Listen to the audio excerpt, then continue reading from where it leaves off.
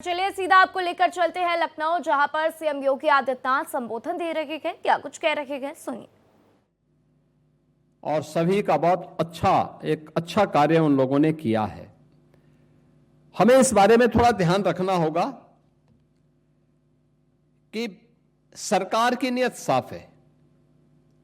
आपने देखा होगा, अगर हम पूरे देश के परिप्रेक्ष्य में सोचते हैं, आज भारत दुनिया की तीसरी बड़ी अर्थव्यवस्था के रूप में अपने आप को स्थापित कर रहा है।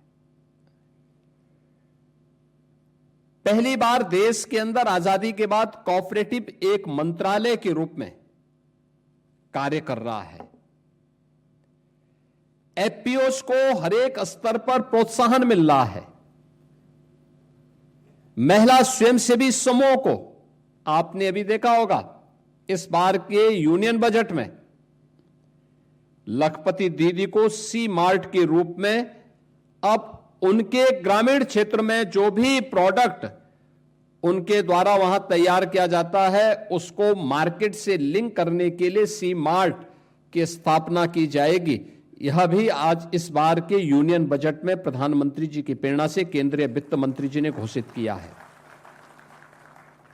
अनेक प्रोत्साहन इस दिशा में प्रारंभ हुए हैं और परिणाम है कि थोड़ा सा गाइड और मार्गदर्शन प्राप्त हुआ तो ये सभी सेक्टर तेजी के साथ आगे बढ़ रहे हैं। उसी का परिणाम है कि आज भारत दुनिया के अंदर तीसरी बड़ी अर्थव्यवस्था के रूप में अपने आप को स्थापित करने में सफल हुआ है। बहनों और भाइयों, यही प्रोग्रेस की स्थिति देश की सबसे बड़ी आबादी के राज्य का है। हमें याद करना होगा, यह प्रकृति और परमात्मा की विशेष अनुकंपा है कि जो नियम देश के अंदर, दुनिया के अंदर भारत पे लागू होते हैं, वही चीज भारत में यूपी पे लागू होते हैं। एकदम वही परिस्थितियां हैं, वही परिस्थितियां हैं।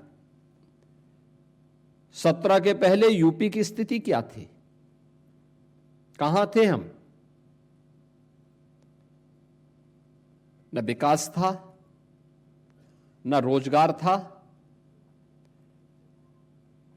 प्रदेश के अंदर कोऑपरेटिव सेक्टर में वे लोग हावी थे जो जहां का सबसे बड़ा माफिया था वो उसमें हावी था। कोऑपरेटिव सेक्टर चौपट।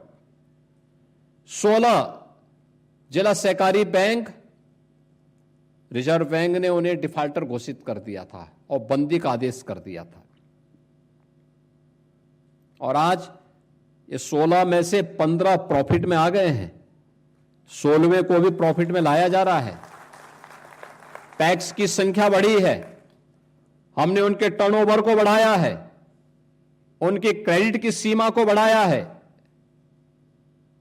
और खाद वितरण के कार्य के लिए सहकारिता विभाग ने थोड़ा मैन पावर की शॉर्टेज की है, लेकिन उसको पूरा भर देते तो देश के अंदर सबसे अच्छा फर्टिलाइजर वितरण का काम उत्तर प्रदेश के अंदर हुआ है और होता है। कृषि और सहकारिता मिलकर के उस कार्य को कैसे आगे बढ़ाए, थोड़ा सा प्रयास हुआ। आज वही सहकारिता फिर से एक नए आंदोलन अभियान के रूप में आगे बढ़ चुका है।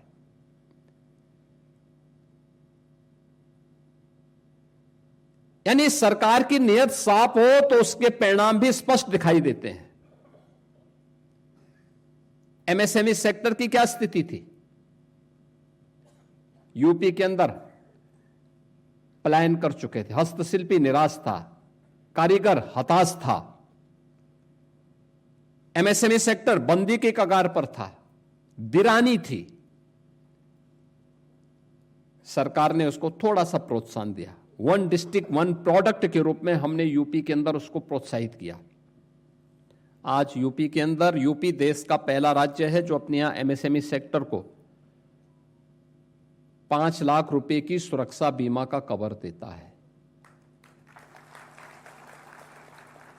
96 लाख एमएसएमई यूनिट यूपी के अंदर कार्य कर रहे हैं।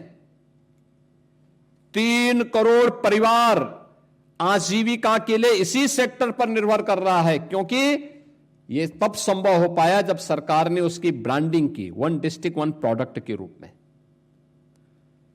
उसको टेक्नोलॉजी के साथ जोड़ा, उसकी ब्रांडिंग की, मार्केट से जोड़ा, पैकेजिंग के साथ जोड़ा, डिजाइनिंग के साथ जोड़ा। आज परिणाम है हम सबके सामने।